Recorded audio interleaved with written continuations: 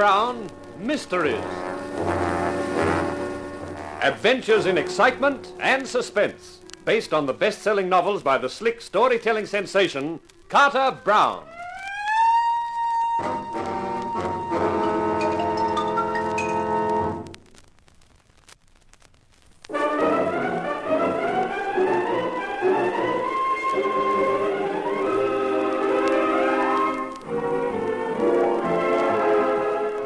How do you do, ladies and gentlemen?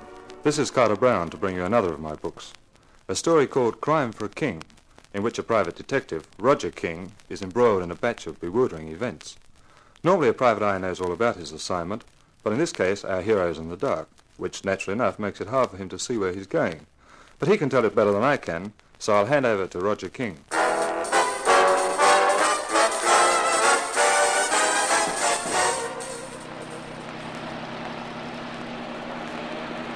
There was an east wind driving past the car. Behind the wheel of the Dodge, I had to pull up my coat collar.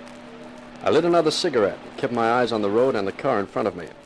The car which contained Miss Elise St. Chris, whom it was my job to follow. About 3/4 of an hour out of town, the road swung round in a bend. When I came round it, I saw the Packard had pulled into the side of the concrete, and a hefty character in chauffeur's uniform waved me to a stop. I wound the window down as he approached. Good evening. Good evening. Miss St. Chris would like to speak to you. And who is Miss St. Chris? My dear sir, if you have not been following us for the last 25 miles, it must be my mistake. Just drive on and forget it. But if I am right, then you know who she is, and we can forget the pretenses. Okay, fair enough. I'll have a word with the lady.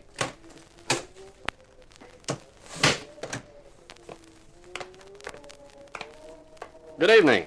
Hello.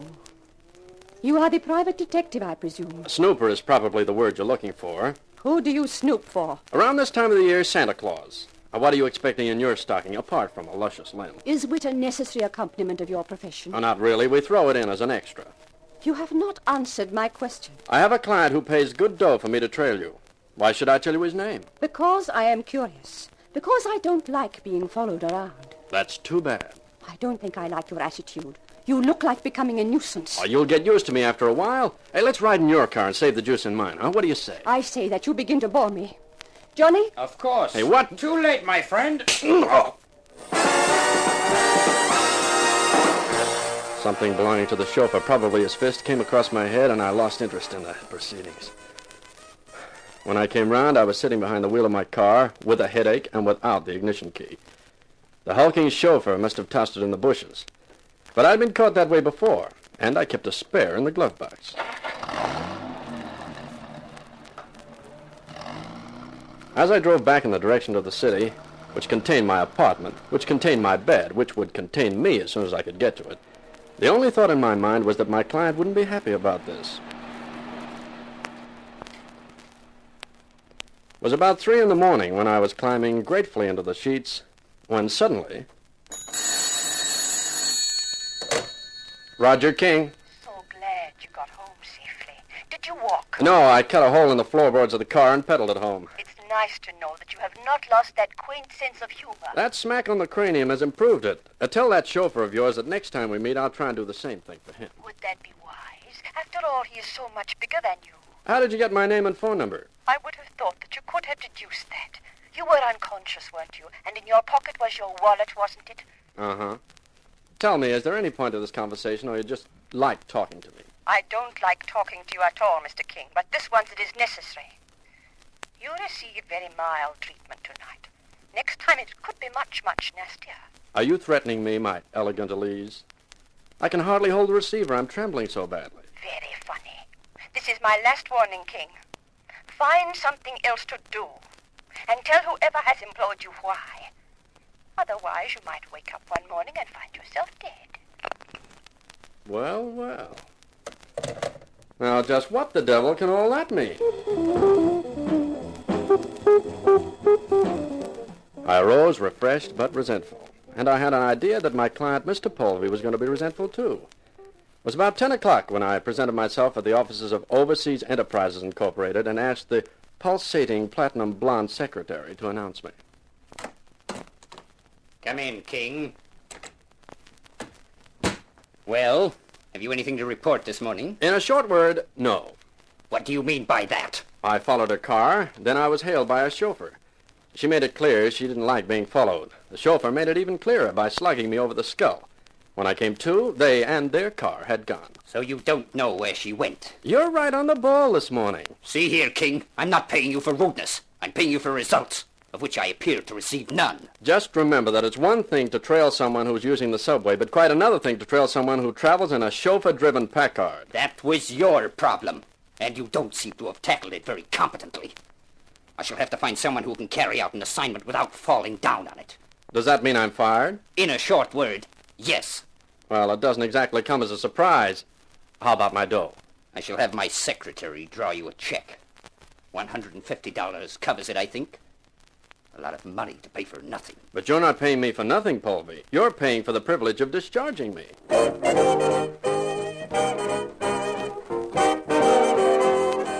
There was a restaurant on the ground floor of the building, and so I decided to step in for a cup of coffee. I'd hardly taken my first sip when a familiar, creamy voice fell on my ears. Do you mind if I share your table? Well, Miss St. Creets herself. And what are you doing here? Asking if I can share your table. Well, it's a free country, or so the rumor goes. How was Mr. Polvey this morning? Not very happy. He fired me. He thought private eyes should all have steel skulls, and because I hadn't got one, I must be masquerading under false pretenses. That's too bad, Mr. King. Oh, stop it. Your sympathy unmans me. In a minute, I'll be weeping salt tears into my good cup of coffee. I'm glad you didn't have to walk home. Oh, that's past history. Now, if I was still working for Polvey, I should be worried about letting you trail me to his office. But as I am now unemployed, I couldn't care less. I wonder why Polvey had me followed. Does that wad of dough you've just dropped casually on the table wonder, too? Yes, you could say it does. Much as I hate to pass up the chance of some folding money, I don't know. All I know is that Polvey hired me to follow you. He didn't tell me who you were or why he wanted tabs kept on you. All he told me was that you were going to that party last night and I was to take it from there. As you know, I didn't take it very far. In fact, my work for Polvey might be summed up in 3 words. Hired, tired, fired. Well, thank you for being honest anyway. You're not leaving the money lying there, are you? Honesty is so rare that it's for free. You misunderstand me. That money is a retainer. Retainer? For what? For watching Mr. Polvey. I am hiring you to find out as much as you can about him. Where do I report back to? I shall call at your office every morning at 10. Any other questions, Mr. King? Only one. Am I crazy or is everybody else? That is not what I am paying you to find out. You will start on your assignment immediately, of course. Well, not till around 5 this afternoon. Why not at once? Because the quickest, easiest, and best way to find out about Polvey is to trail his platinum blonde secretary. Oh. Not to mention the fact that following her will give me something interesting to look at on the way.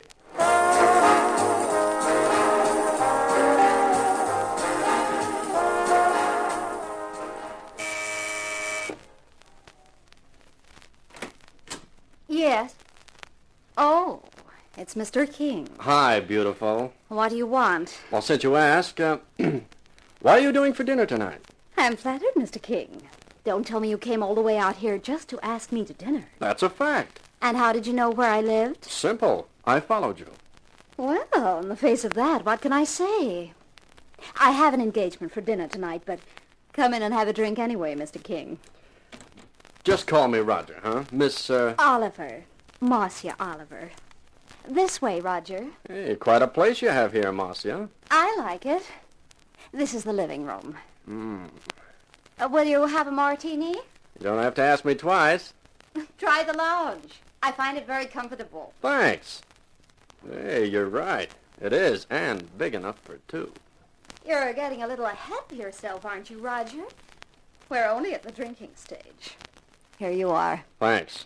I drink to a very beautiful girl. Who am I to call you a liar? Good luck. You mix a masterly martini. Oh, thank you. And how's the private detecting business? Booming. In spite of the brush-up I had from your boss this morning. Oh, that was too bad. He seemed to be in a very bad temper all day. Tell me, what do Overseas Enterprises Incorporated do for a living? Import, export. Fine stuff mostly. Jewelry, antiques and so on, you know. Mm-hmm. Well, are you ready for another martini? Thanks. Your version really has a kick in it. I've never had one martini hit me that hard before. Maybe you've just got a weak head. Not normally, but right now, I feel something like the morning after 2 nights before. Maybe you'd better not have any more. Maybe I'd better not. That one seems... Can't understand. A Mickey Finn. You gave me a Mickey martini. I think it's kind of appropriate. Dope for a dope? You...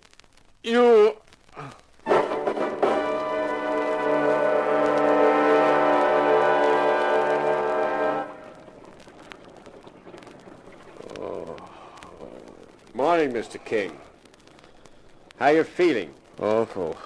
Take those panel beaters out of my head. Hey, in this bed, it's moving. It's not a bed, Mr. King. It's a bunk. What? And the reason it's moving is because we're at sea. At sea? That's right, Mr. King. Hey, who are you? My name's Harris. I'm the skipper of this yacht. Shanghai. I'm being... Taken for a little cruise to the Caribbean. Hey, now wait a minute, I'm Harris. afraid we can't, Mr. King. We've been underway now for some hours. Well, what's the idea? Simply that the owner of this yacht feels that 10 days in the Caribbean would do you a lot of good. Well, who's the owner? I'm not at liberty to tell you that, I'm afraid. Hey, but I don't want to spend 10 days in the Caribbean. I'm sorry about that. But you don't seem to have any choice, do you?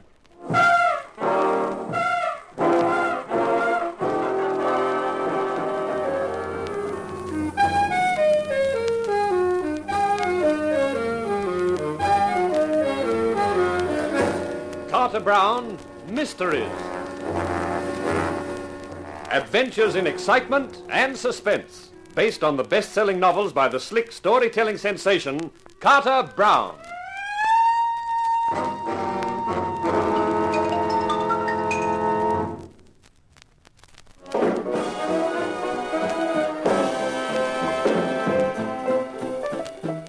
The yacht moved through a heavy swell at a fast clip. My thoughts moved through a heavy head at a feeble crawl.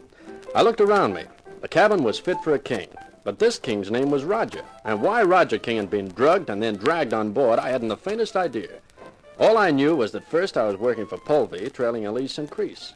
Then I was working for Elise, trailing Polvey. And in the course of that, Polvey's secretary, Marcia Oliver, fed me a dope martini, and here I was, all set for a cruise to the Caribbean.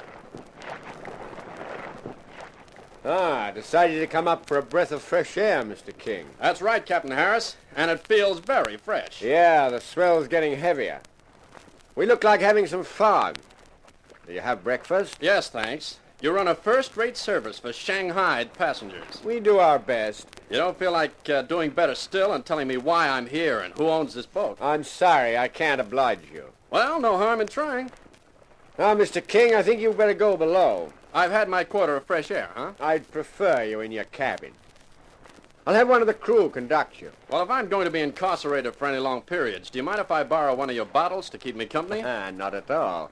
There's a good supply in the saloon. You can stop off and pick up some on your way down.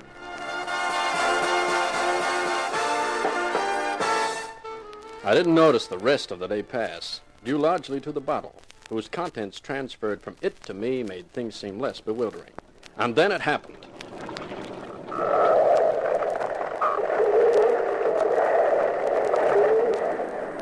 I was flung from the bunk to the floor, the empty bottle still in my hand. I picked myself up and tried the door. It was locked.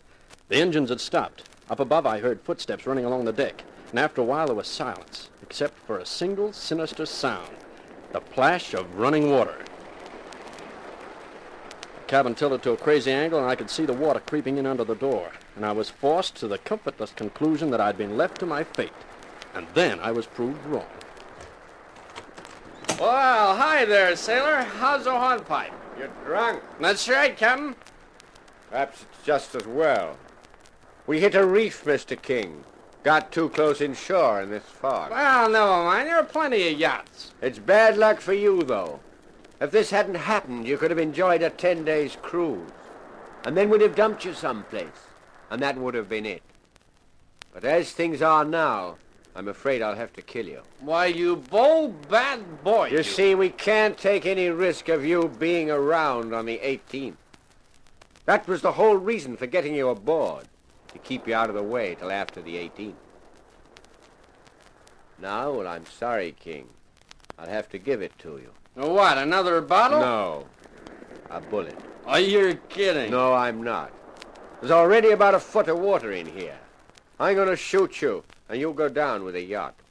Hey, I think you're really serious. Perfectly serious. Goodbye, King. Oh, no. I'll bet you never figured I was such a good shot on an empty bottle.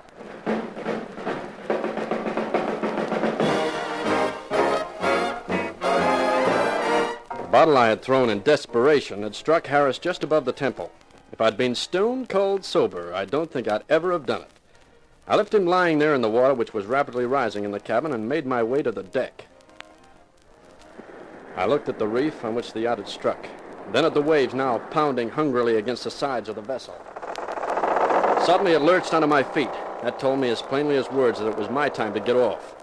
The reef below didn't look inviting, but it looked safer than the yacht. I swung out over the guardrail and let myself drop. I landed on the rock on all fours, and as I picked myself up and stumbled away from the yacht, there was a harsh, rending sound. I turned to see the yacht slowly turn sideways and disappear. Then I headed towards the end of the reef. I remember staggering across the slippery rock surface, and then the sudden shock of the ice-cold water, and nothing more.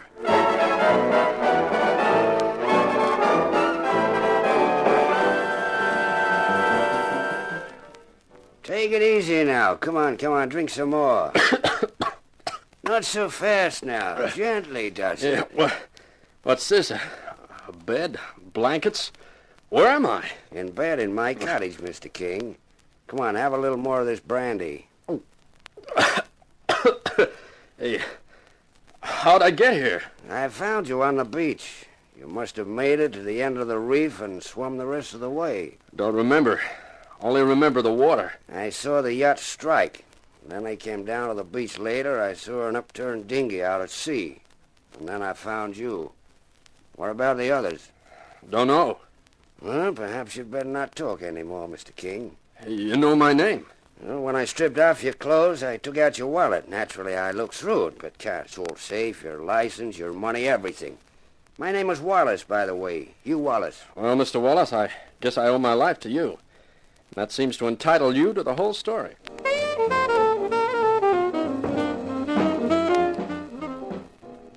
And that's it, Mr. Wallace, right up to the time I saw the yacht go under.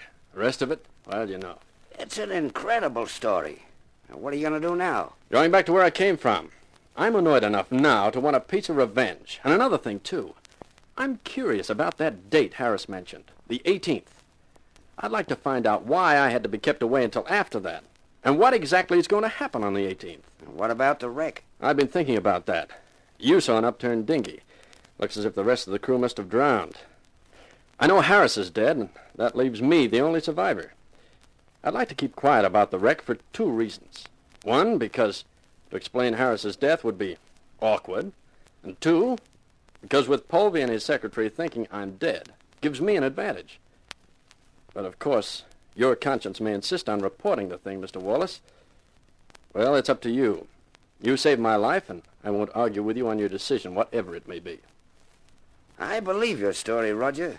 It's too fantastic to be anything but the truth. And I'm only too happy to keep quiet about the wreck.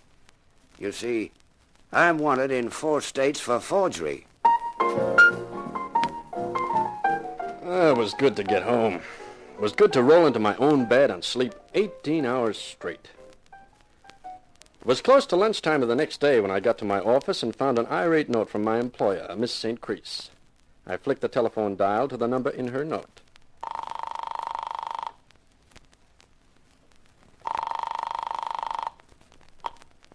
Hello?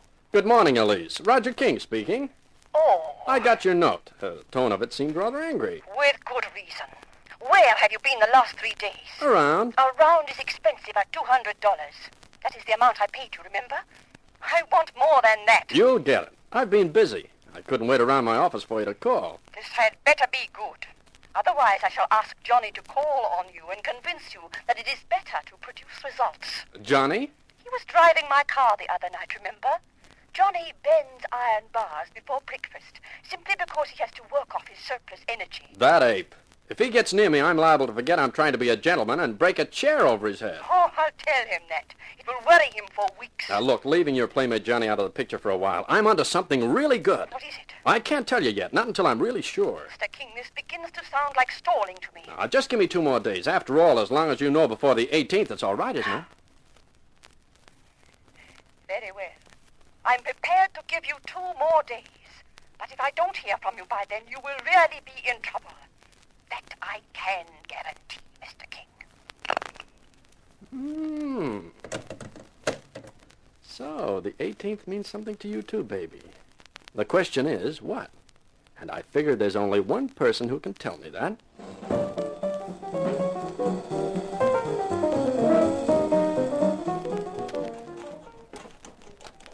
You learn all kinds of handy hints in the private eye profession. One of them is how to use a knife blade to open a window. I thought I had a good half hour before Marcia Oliver got home. More than enough time for a quick look around. The Platinum Blonde's wardrobe was full of clothes. And if those clothes had been bought out of her salary as a stenographer, then, brother, I was going to take up shorthand and typing. I looked around for a hiding place. The full-length drapes over the living room window seemed to be as good a place as any. I arranged the drapes carefully, leaving myself a crack to see through, took a deep breath, and settled down to wait. Here we are, honey. I'll get us a drink. Baby. There's something I need more than liquor. Come here. Rodney, take it easy. You're going to tell me you don't like it? No, honey, but there's no time. You can't stay here more than a minute. Paulvy's coming. Paulvy? One of these days I'm going to wring his neck. After the 18th, you can do it with pleasure, baby. But not before. He's too valuable. Yeah, it makes me sick when I think of that slug and you. Then don't think of it. It won't be for long now. Come on. Let me give you a drink and get going. Skip the drink. I'll just have the same again. Now, you must get out of here, Rodney. Okay. But I won't be happy till the whole thing's over. That's the day I'm living for, too, lover. Goodbye, baby. Bye.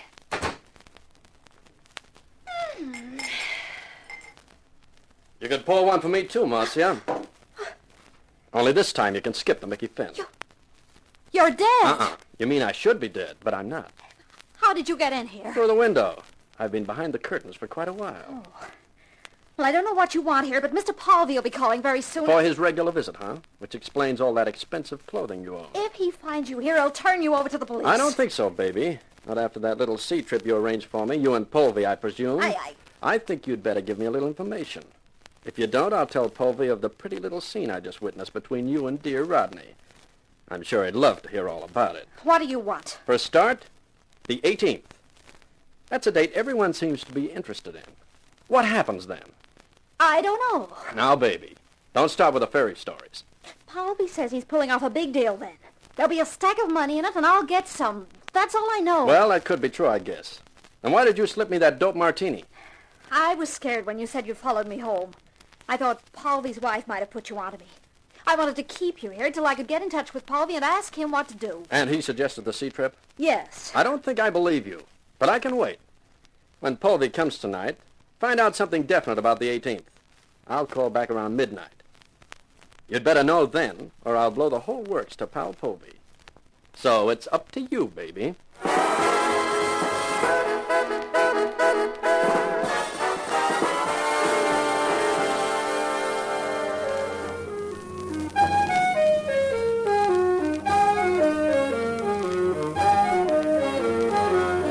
Carter Brown Mysteries.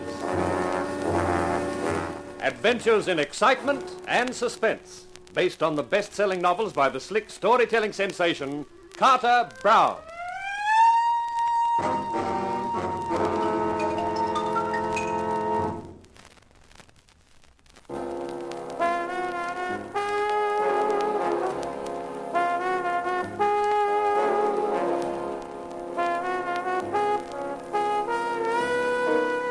deeper I delved into the setup, the more it made mystery. It was turning out a king-size problem for a private eye called King. My big bewilderment was concerned with the date, the 18th, on which something was supposed to happen, which everyone was worried about in one way or another. But I figured I stood a fair chance of finding out what the 18th meant after the ultimatum I had delivered to Marcia Oliver. I was due to call on her at midnight, when I hoped all would be explained. Meantime, I headed for the precinct to pick up my car, which had been impounded from in front of Paulvy's office. After a long explanation to the police about sick relatives and a $20 fine, I got the Dodge back, and then it was close enough to midnight and Marcia.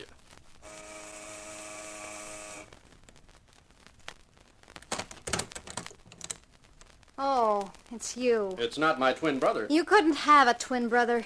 There couldn't be two mistakes like you. You know, Marcia, you're sweet, like cyanide candy. Cut the compliments and come in. You phrased the invitation so tenderly, I can't resist. I'm glad, pal. Just stand nice and still. This is a hair trigger and my finger's twitching. Shut the door, Marcia. Sure. We've been waiting for you, pal. Well, that's nice of you, Rodney. It's gonna be even nicer. I'm gonna relieve you of your gun. Then your coat will fit better. That's not my gun. It's my tailor. I'll have it anyway. I'd hate to put temptation in your path.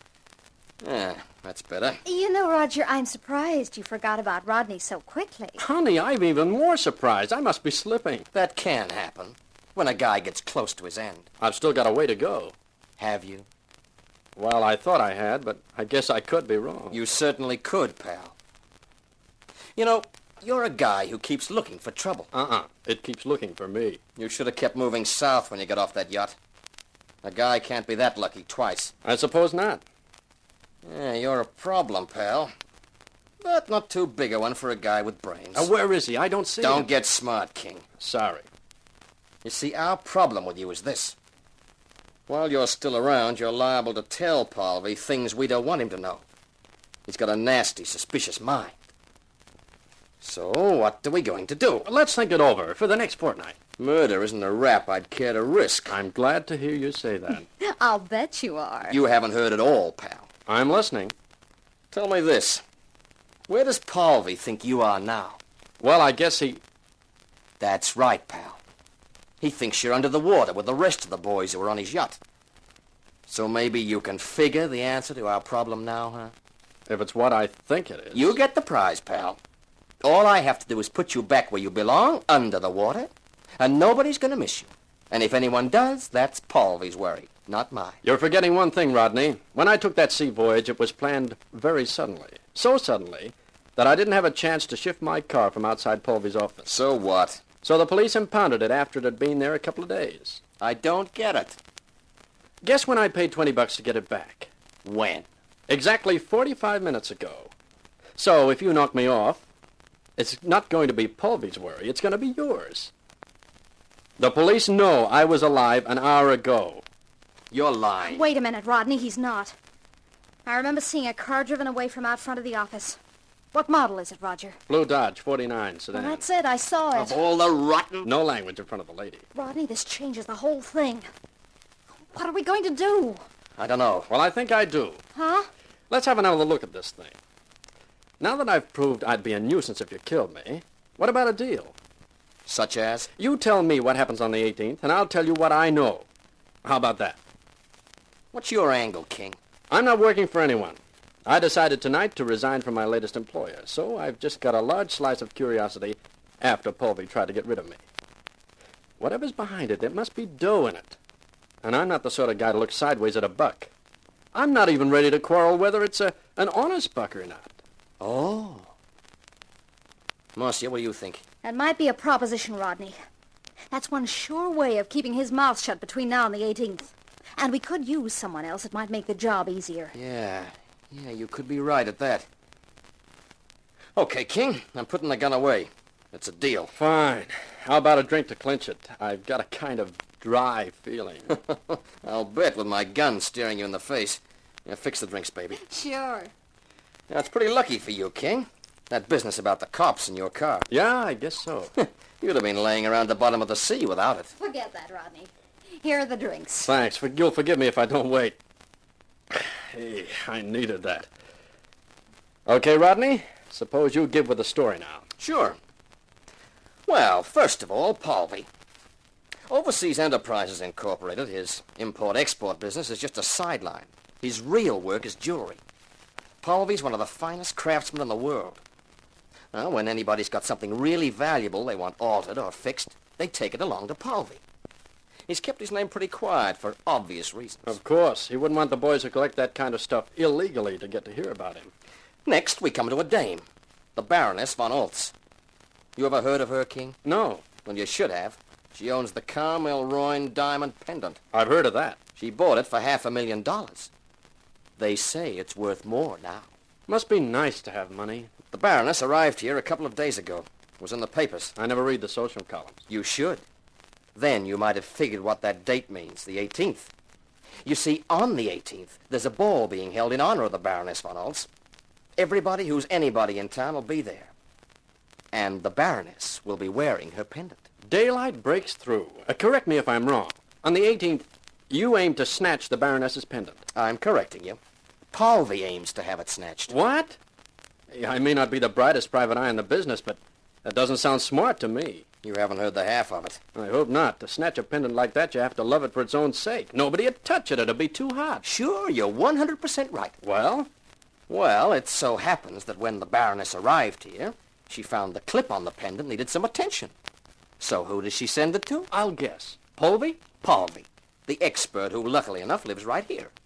And Palvy has the pendant for 3 days, with cops and guards sitting all over the joint. So what? You're getting hard to follow, Rodney. It'll clear up. Now get this. When Palvy knows he's getting the pendant to work on, he makes an imitation pendant, a pretty good one. Not so good that it'll fool the experts, but good enough to fool the Baroness. When the time comes for him to return the pendant, he's going to return the imitation and hang on to the original. How does he figure he's going to get away with that? How long does he think it'll take before the Baroness finds out she's got a phony? That's right. So Palvy is arranging to have the fake pendant snatched at the ball on the 18th. Oh. You get it now? He has the fake snatched. Then he waits for the insurance company to offer a reward.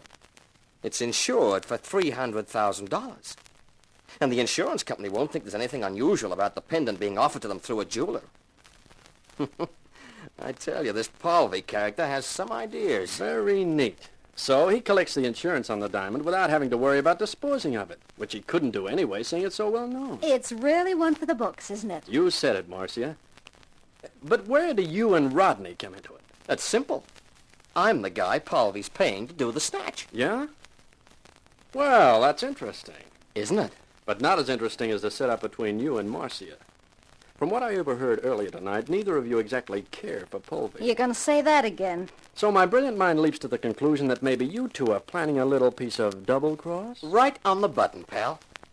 We got it planned rather cutely, even though I say it myself. You see, I'll be at the ball, and so will Palvy.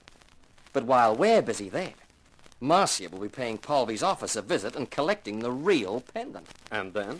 Then we fade quietly into the wide blue yonder until we can collect from the insurance company. So that's it, Roger. How do you like it? It doesn't sound a bad proposition. There's only one thing I don't understand, and that's Elise St. Chris and her boyfriend, Johnny. Who? Elise St. What? Who's she? Marcia, you better pour another drink while I tell you.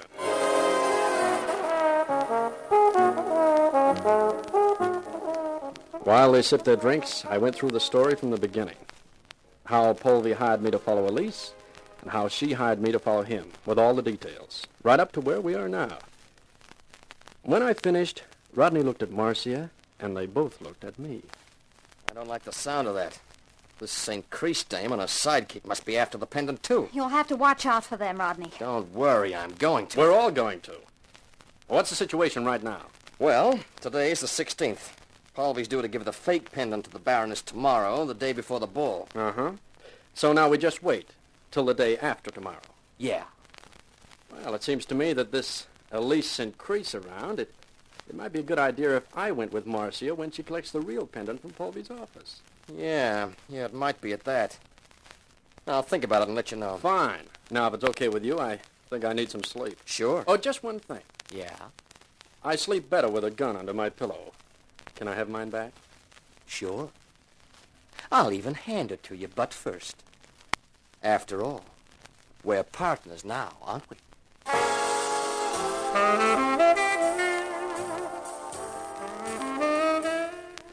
The social columns of the papers next morning were full of nothing but the Baroness von Oltz and the coming ball.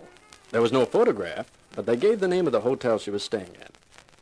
After coffee, I took a ride over to it. I wanted an interview with the Baroness, but when I climbed out of the elevator, 4 quiet-looking characters moved up to me, and one of them did the talking. Yes? I want to speak to the Baroness von Oltz. What's your business? I'm Roger King, a private detective. My business is private and urgent. Sorry, Mr. King, the Baroness is seeing nobody. I tell you it's important. We've got our orders. You heard what they are. Yeah, but I tell you... Please, Mr. King, don't make a scene. There's only one of you, and there are 4 of us. So I see, but... Say, who's that? That woman who just walked out of that door and crossed the hall. That is the Baroness herself. It is? Well, in that case, let's forget the whole thing. I'll go. Something amusing you? Uh-huh. And it's no good explaining why, except to say that she may be the Baroness von Oltz to you, but to me, she's Elise St. Crease.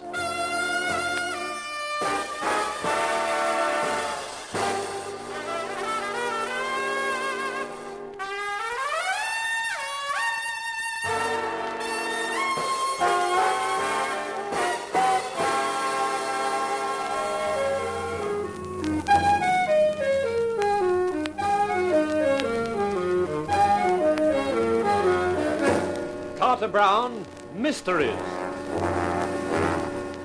Adventures in excitement and suspense, based on the best-selling novels by the slick storytelling sensation, Carter Brown.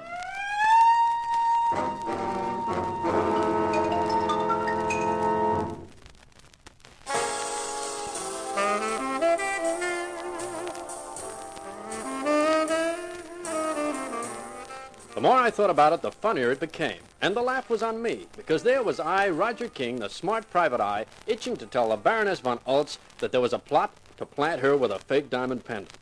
And the Baroness was fake herself, or was pretending to be. I couldn't decide which. All I knew was that the Baroness and Elise St. Crease were the same dame. I kicked that intriguing fact around in my head for the rest of that day, and came evening, I was outside Marcia's apartment door again.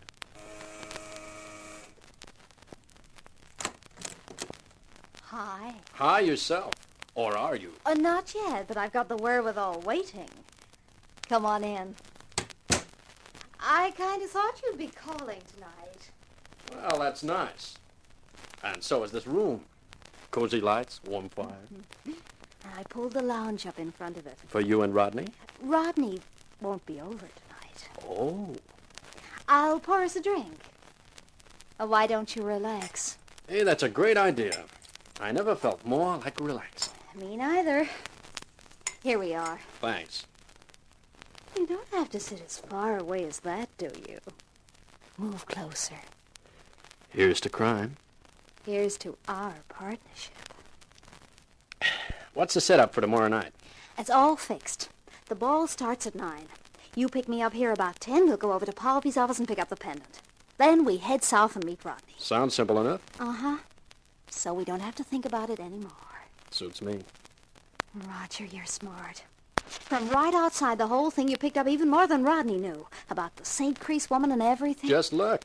Private eye has to have some luck sometimes, otherwise he goes broke. Now you're being modest. You know, it's not fair. You being handsome as well as clever. Lady, with a line like that, you leave me breathless. Girl has to watch points. You can't be too careful about choosing a man. I'm ditching Polvy only just in time. And there are moments when I find myself wondering whether Rodney's really smart enough to get by. Round about now, I think I could move even closer. I think you could, too.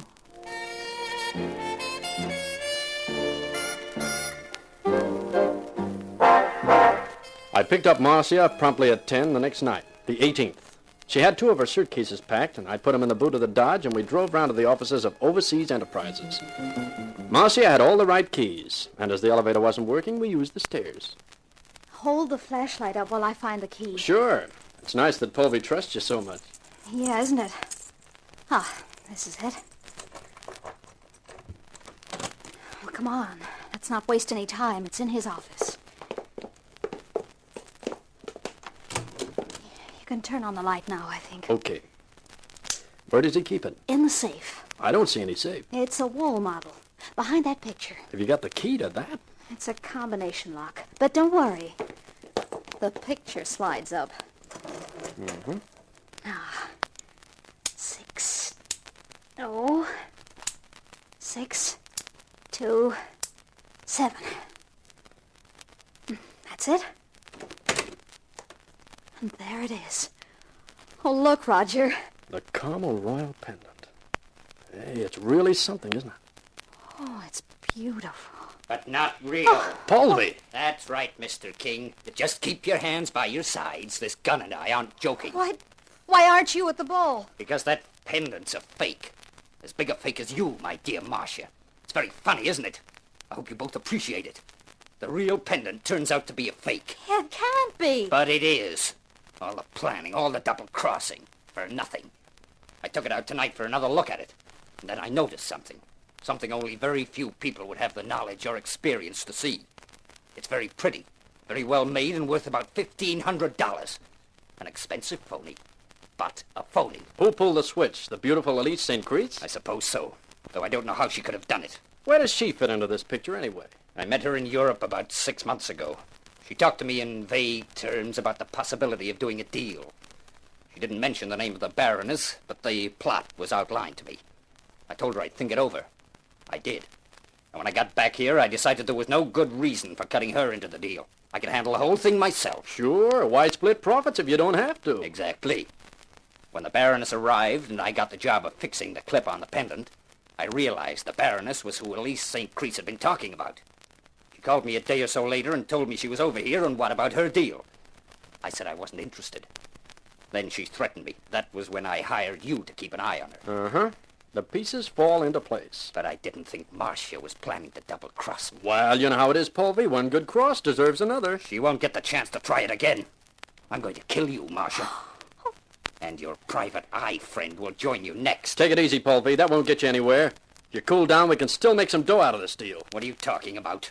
Did you ever see the Baroness von Oltz? No. I'll bet you didn't. She'd take care of that. You see, the Baroness and Elise St. Crease are one and the same. What? That's right. But why would she want to rob herself? I think I've figured that. Was a cunning caper. Even baronesses can be broke, and I think at one stage she must have been so broke that she sold the pendant.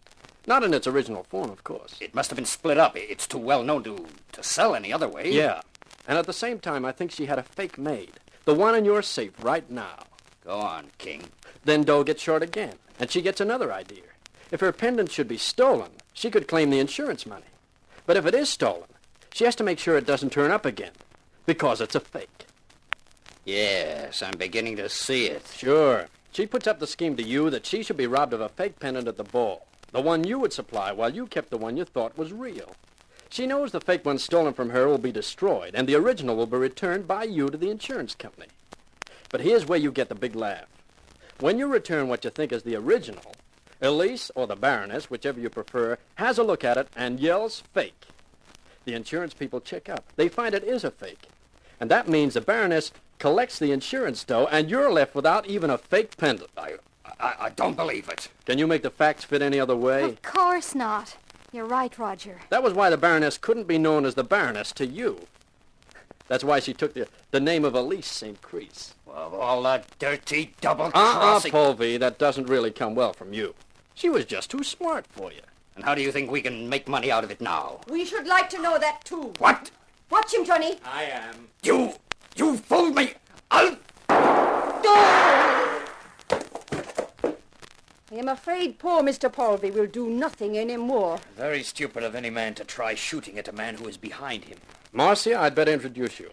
This is the lady we were talking about, Elise St. Crease, alias the Baroness. And the gentleman is named Johnny, alias, I presume, the Baron. So, you worked that out too, Mr. King. It just came to me like a flash. Oh, you have more brains than we credited you with. Like the late Mr. Polvey, he did too. We picked him as a so-called expert who wouldn't notice the fake. But he was a better craftsman than we thought. How did you get here? We noticed Mr. Polvey had left the ball. We thought it might be wise to follow his example. Johnny, we are wasting time. Yes, of course, my dear. We're going for a ride, Mr. King. And I'm going to enjoy our farewell. Though I'm afraid I can't say the same for you. Drop that gun. What in the... Drop it, pal. That's better. I always feel safer when I'm the only guy with a gun. Well, just like a daisy chain, isn't it? Polvey holds us up, then the Baron holds Polvey up. And now little Rodney holds the Baron up. Oh, Rodney, I'm so glad you came. Are you? I wonder. I just got an idea in my head that maybe you and King were trying a little funny stuff. Stay where you are, King. It's okay, Rodney. I just want to grab this gun. Get him, Johnny! Oh, no, don't try it, Baron. Freeze. I'm just aching for an excuse to let you both have it. Marcia, Yes, Roger. go downstairs and call the cops. Wait till they arrive and then bring them up. Tell them I'm here with the Baron and his wife, and we've discovered they stole the pendant. Tell them you're Polvey's secretary and that I was working for Polvey, and he's been murdered. Got it? Yes, Roger. I've got it. I'll be as quick as I can. Well, this is nice and cozy now, isn't it? You know, Johnny, I never liked you from the off. From that time you hit me over the head when I wasn't looking. I assure you the feeling is mutual. But I don't think you've got any nerve at all. Behind that tough front, I think there's only a watermelon. Big talk when you have two guns. Mine and your own. We'll see. Elise, come here. Yes? Here's your husband's gun. Take it by the barrel and walk backwards toward him. If you try to turn, I'll shoot. Very well. Now, we'll see who's the better man, Johnny. When she gives you the gun, Elise can count to 3, and then we'll fire. You are going to fight a duel with me? Unless you're too scared. That I have never been accused of. Okay. Hand him the gun. Now start counting, honey. 1, Make your last wish, King, quickly. 2, 3. You hit him, Johnny! You hit him! But not so badly as he hit me. Don't go for his gun, Elise. It's only my shoulder that's got a slug in it. I can still pull a trigger. You've been a sucker, Baron. How? There was only one thing wrong with the setup. When the cops turn up, I could explain Rodney's death. He could be one of Polvey's assistants who turned up because he wanted to rescue us from you. But the trouble was that though he was shot with your gun, Johnny, it had my fingerprints on it. Now it has yours. Why, you... We shall tell the police the truth. And who do you think they'll believe? They're coming now. Smile, suckers.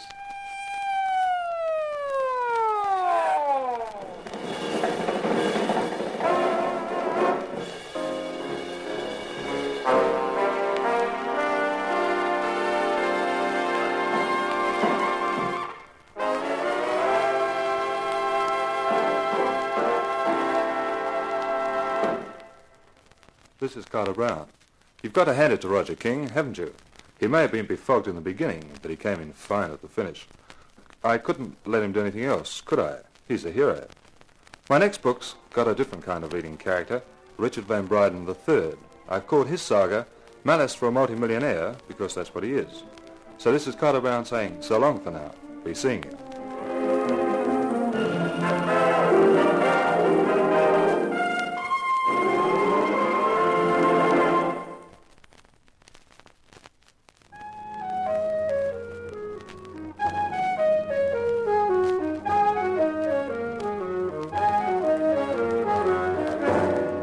In Crime for a King, you heard our star Terry McDermott as Roger King.